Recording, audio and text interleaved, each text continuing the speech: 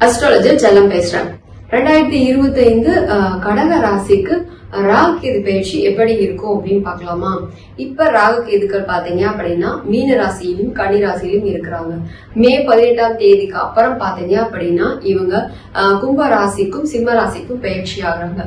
இதை அடிப்படையா வச்சு கடக ராசிக்கு பாத்தீங்க அப்படின்னா இந்த 1.5 வருட காலங்கள் ராகு பகவான் வந்து பாத்தீங்க அப்படின்னா 8லையும் 2ல கேது பகவானும் இப்ப அவங்க பயணம் பண்ற காலம்.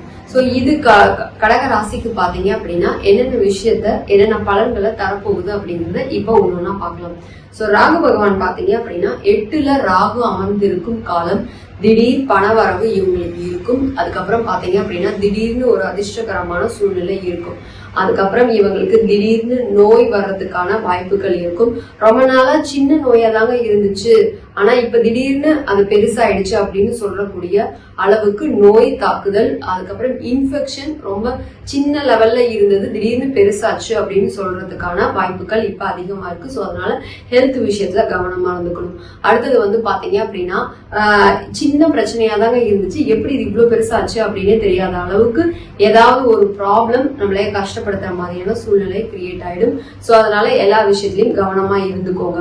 அடுத்தது பாத்தீங்க அப்படின்னா இவங்க ரொம்ப இதுக்கு முன்னாடி வந்து ஏதாவது ஒரு விஷயத்துக்கு ரொம்ப பயந்துட்டே இருக்கிறாங்க, இது ரொம்ப பெரிய ப்ராப்ளம் ஆக போகுது அப்படின்னு நினைச்சிட்டு இருக்காங்க அப்படின்னா அந்த விஷயம் இப்ப ஒண்ணுமே இல்லை அப்படிங்கிற அளவுக்கு சின்னதா அப்படியே டக்குன்னு எண்டுக்கு வந்துடும். சோ கடக ராசிக்காரங்களுக்கு பாத்தீங்க அப்படின்னா பண வரவு இருக்கும். ஹெல்த் விஷயத்திலயும் கவனமா இருக்கணும்.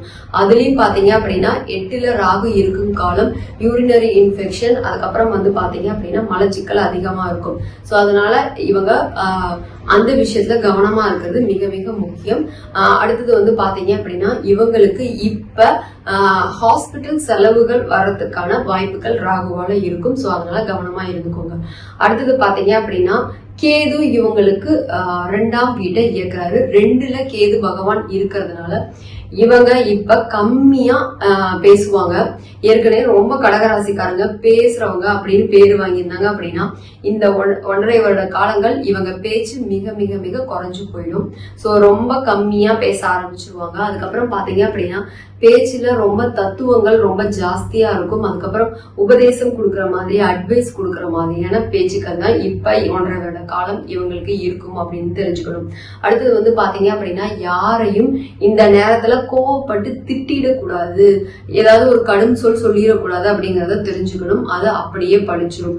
அடுத்தது வந்து பாத்தீங்க அப்படின்னா யாரையாவது இந்த நேரத்துல இவங்க வாழ்த்துனாங்க அப்படின்னா அவங்க இவங்களுக்கு இப்ப வாக்குப்படிதம் ரொம்ப ஜாஸ்தியா இருக்கும். சோ அதனால வந்து பாத்தீங்க அப்படின்னா அவங்க ரொம்ப சிறப்பான வாழ்க்கைய வாழுவாங்க. சோ இவங்களோட பிளஸ்ஸிங் வந்து பாத்தீங்க அப்படின்னா நல்ல விதமா இருக்கும். சோ அதனால யாரை எந்த வார்த்தை சொல்றதா இருந்தாலும் வார்த்தைகள்ல மிக கவனம் வேணும்.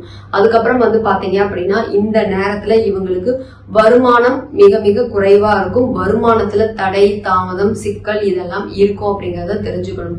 சோ ஏற்கனவே நல்லா வருமானம் பண்ணிட்டு இருந்தவங்க 1.5 வருட காலங்களுக்கு வருமானத்துல இவங்களுக்கு சிக்கல்கள் இருக்கும், தடை தாமதம் லேட்டா கிடைக்கிறது அப்படிங்கறது எல்லாம் இருக்கும் அப்படிங்கறத தெரிஞ்சுக்கணும்.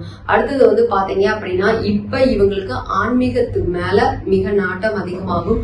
குடும்பத்துல இருக்கிறவங்க எல்லாருமே பாத்தீங்க அப்படின்னா இப்ப கடகராசிக்காரங்களோட